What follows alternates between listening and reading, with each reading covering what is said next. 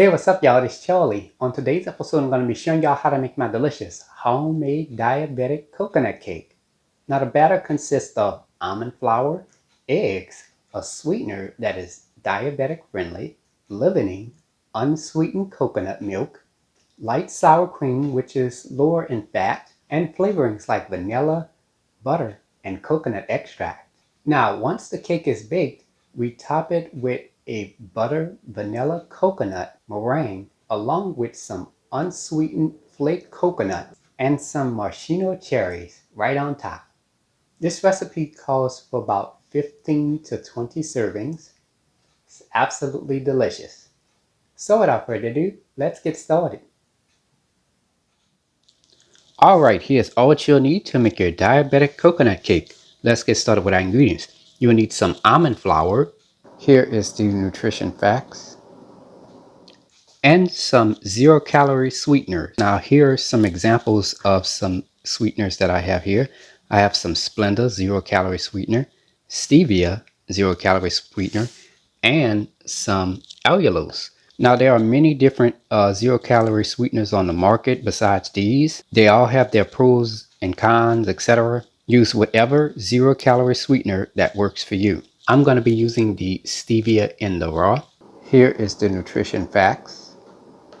And along with that, you're going to need some salt, baking powder, unsalted butter at room temperature, large eggs at room temperature, unsweetened coconut milk at room temperature. Here is the nutrition facts. As you can see, it's low in carbs and 0 added sugars. Light sour cream at room temperature. Here is the nutrition facts. As you can see, that's very low in carbs and little to no sugars. You also need some vanilla extract, butter extract, coconut extract, and some cream of tartar, and some unsweetened coconut flakes. Here is the nutrition facts. And to bake your coconut cake, you'll need some Baker's Joy nonstick baking spray and a Fat Daddy or tube pan. Now this is a 15 cup in capacity tube pan. You can use any other tube pan that might be smaller than this if you like. All right. And there we have it. All right, let's get straight to it. So for our dry ingredients here, I have a mesh strainer with a medium-sized bowl underneath it. I'm going to add 3 cups of almond flour, 2 teaspoons of baking powder, and 1/4 teaspoon of salt. Now I'm going to sift all the ingredients into this medium-sized bowl. Now almond flour is going to be a little bit harder to sift versus regular flour. Got some little almond pieces in there. Just going to add that in there. Now I'm going to take my spoon and I'm just going to give this a quick stir. There we go. Now for our wet ingredients, here I have a separate medium-sized bowl.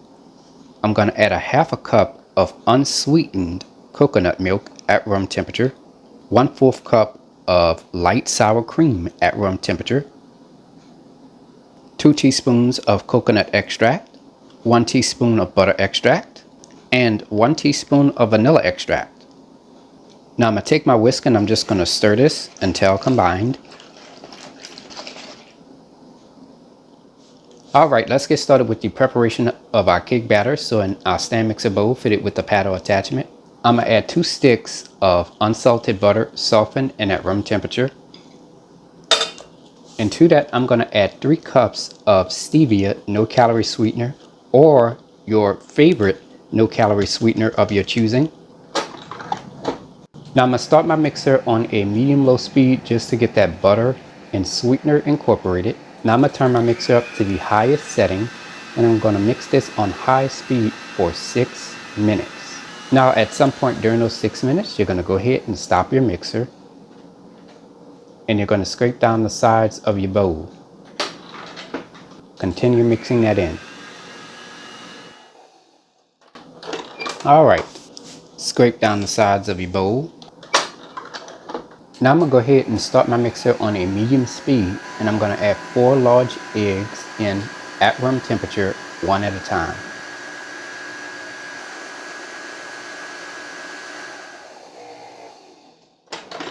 Alright, scrape down the sides of your bowl. Quick troubleshoot, if your egg mixture turns out too curdled, you're going to start your mixer on the highest setting and you're going to mix this on high speed for about 10 seconds. Now we're going to add the almond flour mixture and the coconut milk mixture into the batter. Now we're only adding the dry and the wet ingredients in here 3 separate times. We're not doing any measurements or anything like that. I'm going to add the first amount of the almond flour mixture and the first amount of the coconut milk mixture. Now I'm going to mix this on a medium-low speed for about 15 to 20 seconds or until combined. Alright, scrape down the sides of your bowl. Alright, next I'm going to add the second amount of the almond flour mixture and the second amount of the coconut milk mixture. And again, I'm going to mix this on a medium-low speed for about 15 to 20 seconds or until combined. Alright. Scrape down the sides of your bowl.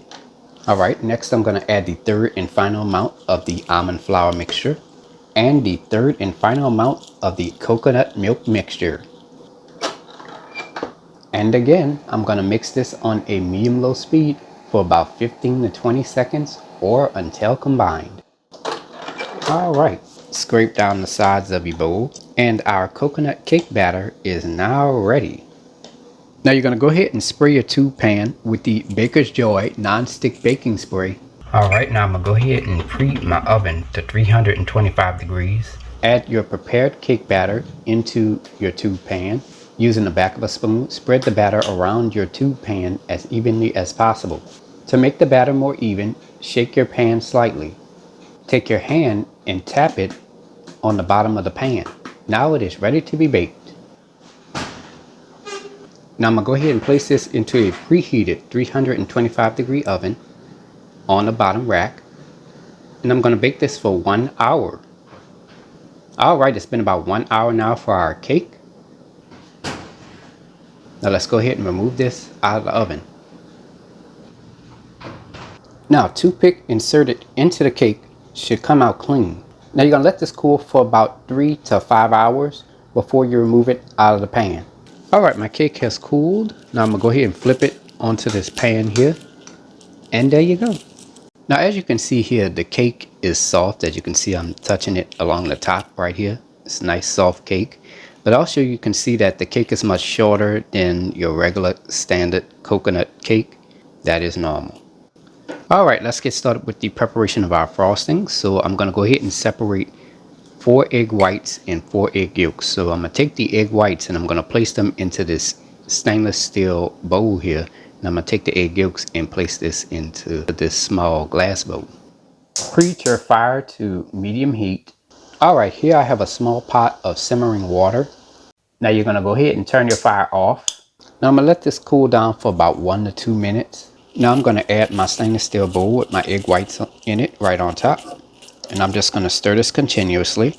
Make sure your fire is turned off, because if your fire is not turned off, you're going to risk causing your egg whites to scramble. Now I'm going to stir this continuously until the eggs have a temperature of 120 degrees Fahrenheit, as you see here. Now if you have any trouble, just preheat your fire to medium heat, just only for about 5 seconds, and then turn your fire off. And you just continue to do this in very short intervals until the eggs reach the temperature that you're looking for, which is 120 degrees Fahrenheit.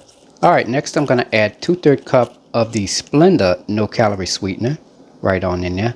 Now I did try this with the stevia no-calorie sweetener and it just didn't work. It didn't taste good at all. So Splenda it is.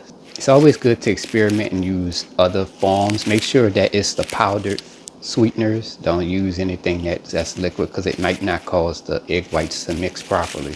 And to that, I'm going to add a 1/2 teaspoon of cream of tartar, a 1/2 teaspoon of coconut extract, a 1/2 teaspoon of butter extract, and a 1/2 teaspoon of vanilla extract. Now I'm going to go ahead and just give this a quick stir. Make sure you stir it really well. There we go. Alright, let's get started with whipping up our frosting. So in our stand mixer bowl fitted with the whisk attachment, I'm going to just pour my egg white mixture right on in there. Now you're going to mix this on high speed for about 6 minutes or until the mixture reaches stiff peaks. Alright, scrape down the sides of your bowl. Alright, now I'm going to take some of my meringue frosting and I'm just going to spread it along the top.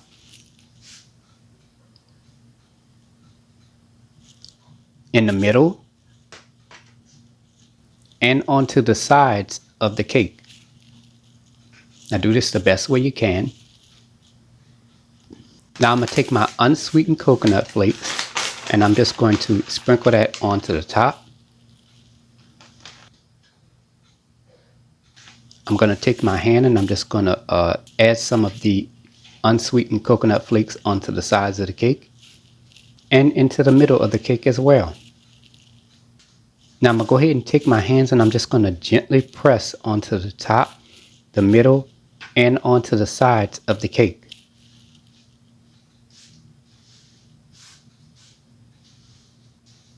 Now as a little special garnish, here I have some maraschino cherries. Now whatever you do, don't use the maraschino cherries. And I'm going to just add that onto the top of the cake, just to give it a little decoration. And that's it. Now you're going to wait for about 10 to 15 minutes, and after that, the cake is ready to be served. And there you have it, ladies and gentlemen, homemade diabetic coconut cake, made by a New Orleans native. If you like my channel, hit the subscribe button. Hit the bell button if you want to be notified of my videos. I have an official website for all of my recipes, including for this delicious homemade diabetic coconut cake. You can go to www.charliethecookandrews.com.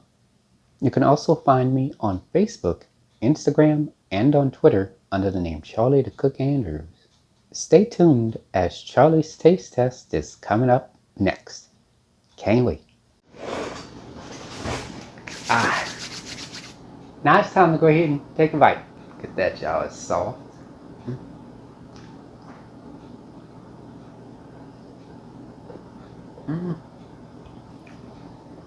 Yes.